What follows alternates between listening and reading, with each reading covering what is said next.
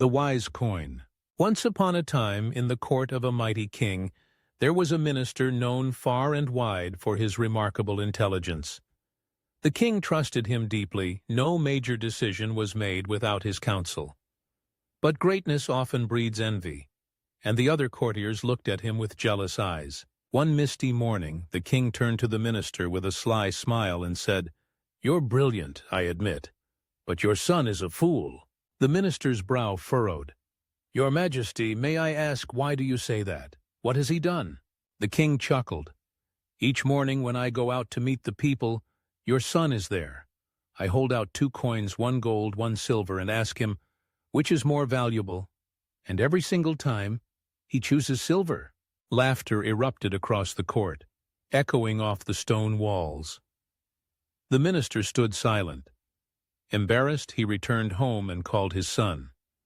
"Tell me honestly, between gold and silver, which one is more valuable?" Without hesitation, the son replied, "Gold, father." "Then why do you tell the king silver is more valuable every single morning?"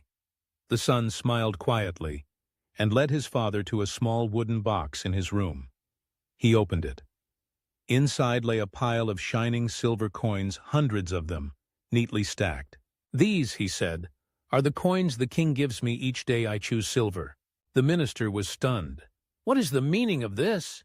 The boy explained calmly, "Father, if I ever pick the gold coin and give the correct answer, the game ends. The king stops playing. But because I keep choosing silver, he laughs, calls me foolish, and gives me the coin.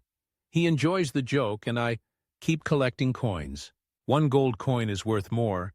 Yes, but a stream of silver adds up to far more in time. The longer I'm wrong, the longer this game and reward continues." The minister stood in awe. He finally saw the wisdom behind his son's so-called foolishness.